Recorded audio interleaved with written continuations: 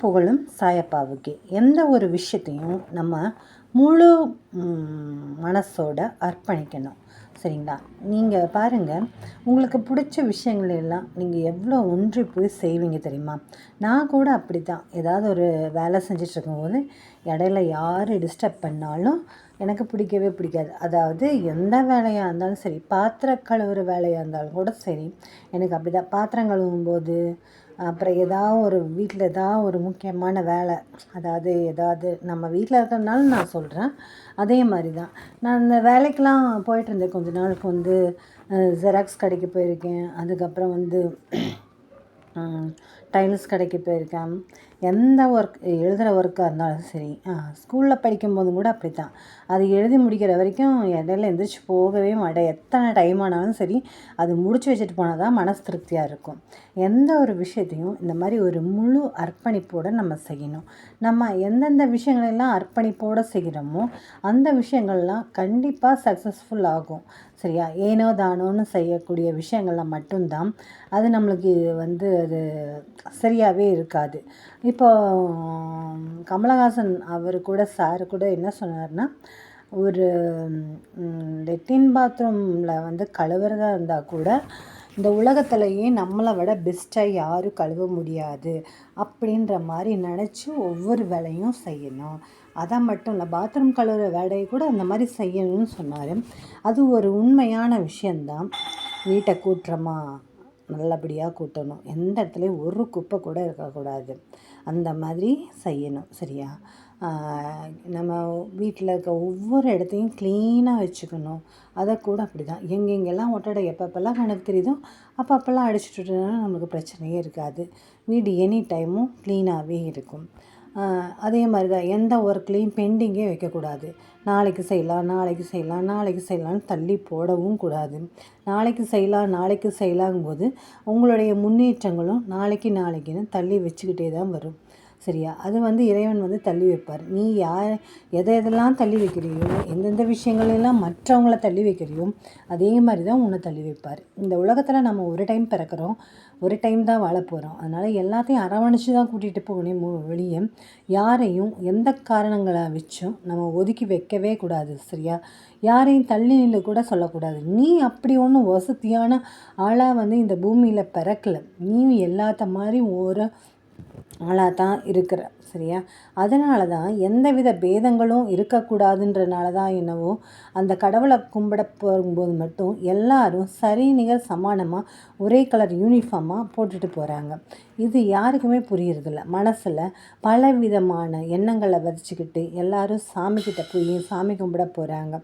நீ ஏற்றத்தாழ்வுகளையெல்லாம் வச்சுக்கிட்டு அங்கே போய் சாமி கும்பிட்டு கடவுள் உனக்கு பரிசளிப்பாரா என்னன்னு தெரில. உனக்கு வந்து நீ வேணால் மனசுக்குள்ளே சொல்லிக்கலாமே இல்லையா, அவர் நம்மளை பார்க்கணும் இல்லையா? சரியா? நீ எந்தையும் ஏற்றத்தாழ்வுகள் இல்லாமல் சக மனிதரை நீ மதிப்பு கொடுத்து மதித்தாதான் உன்னையும் கூட அந்த கடவுள் தேடி வருவார். நம்ம போய் பார்க்கணுன்னு கூட அவசியமே இல்லை. சரியா? நம்ம படைத்த ஒரு ஜீவன் எப்படி சூப்பராக ஒர்க் பண்ணுது பாரு அப்படின்னு அவர் ரொம்ப சந்தோஷப்படுவார்.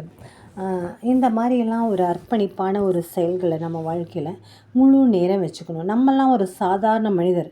ஆனால் உலக பெரும் பணக்காரர்களில் ஒருவரான பில்கேட்ஸ் தன் மனைவியின் மனதில் இடம் பிடிக்க ஒவ்வொரு நாளும் தன் வீட்டில் பாத்திரம் கழுவுவாராம். நம்ப முடிகிறதா? ஆனால் அதை தான் மகிழ்ச்சியுடன் செய்வதாக அவர் கூறுகிறார்.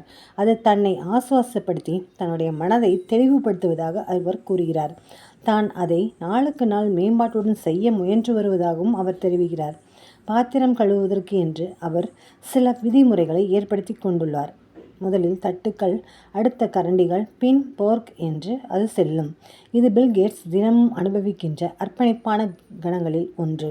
எந்த ஒரு செயலையும் அர்ப்பணிப்புடன் விரும்பி ஆர்வத்துடன் செய்தோமானால் அச்செயலின் முடிவில் அதனால் கிடைக்கும் விளைவு நமக்கு மாபெரும் மகிழ்ச்சியை தரக்கூடியதாக இருக்கும். அதேபோல் ஜப்பானியர்களை பற்றி கேள்விப்பட்டிருக்கிறோம். தாங்கள் செய்யும் எதையும் விரும்பி தங்கள் வேலைகளில் தங்களை அர்ப்பணித்துக் கொள்பவர்கள். தங்களுக்கு கொடுக்கப்படுகின்ற வேலைகளில் தங்களை முழுமையாக மூழ்கடித்துக் கொள்கின்ற திறன் அவர்களிடம் இருக்கிறது. அதோடு ஒரு பிரச்சனைக்கு தீர்வு காணும் வரையில் விடாமுயற்சியுடன் அதை தொடரும் குணமும் அவர்களிடம் உண்டு. சாதாரண விஷயங்களை கூட ஜப்பானியர்கள் மிகுந்த அர்ப்பணிப்புடன் செய்ய முனைவர். அதனால் இனிமேல் நாமும் ஒன்றை செய்வோம், அதை நன்றே செய்வோம், அர்ப்பணிப்பு உணர்வுடன் செய்வோம். இப்போ பார்த்திங்கன்னா எங்கள் வீட்டில் அதுக்கு உண்டான எல்லா விஷயங்களும் நடக்குது. மாமா வந்து சூப்பராக புரோட்டா போடுவாங்க.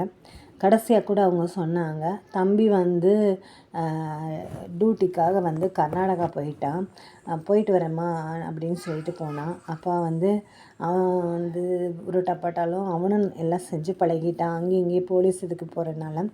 அப்போ வந்து புரோட்டா போட்டு சிக்கன் கிரேவி வைக்கலாம் அப்படின்ட்டு. அப்போது வச்சோம்னா எங்கள் ஹவுஸ் ஓனர் பொண்ணு முதல்ல இந்த வீட்டில் அவங்க பையன் இருக்காங்க 2 பேர், அப்புறம் வந்து என்னோடய ஃப்ரெண்டோட ஃபேமிலி, அதுக்கப்புறம் எங்கள் வீட்டுக்கு பக்கத்துலேயே எங்கள் நாத்தனார் பொண்ணு குடி வந்துட்டாங்க, அவங்களுக்கு எல்லாத்துக்கும் சேர்ந்து 2-2.5 கிலோ மாவும் வாங்கணும். அதெல்லாம் வாங்கி 2 பேருந்து செஞ்சு எல்லாத்துக்கும் கொடுக்கலாம் அப்படின்னு பிளான் பண்ணி வச்சுருந்தாங்க. எங்கள் வீட்டுக்கு பக்கத்தில் ஒரு சூப்பரான ஒரு தேட்ரு வந்துருந்துச்சு, ஏசி தேட்ரு. அது வந்து அங்கே பொன்னியின் செல்வன் 2 தான் ஃபஸ்ட்டு ரிலீஸ் ஆகுச்சு. அப்போ நடந்துகிட்ருக்கு. அப்போ தம்பி போயிட்டு வந்துட்டு எல்லோரும் போகலான்னு இதெல்லாம் பிளான் பண்ணி வச்சுருக்கோம். மனுஷன் வந்து போயிட்டு வர்றதுக்குள்ளார அவர் போய் சேர்ந்துட்டார். எந்த ஒரு விஷயமுமே நடக்கணும்னா உடனே செஞ்சுருங்க. அது வந்து கால நேரம் வந்து தாழ்த்தி எதையும் செய்ய வேண்டாம். நம்ம குடும்பத்தோடு செய்கிற விஷயங்கள் அனைத்தையும் உடனே செஞ்சு முடிச்சிடுங்க. 2வது, இவர் இறந்து போவார்னு யாருக்குமே தெரியாது. நம்ம வீட்டில் இருப்பவங்க இறந்து போவாங்கன்னு நம்ம என்றைக்காவது நினைப்போமா? கிடையாது.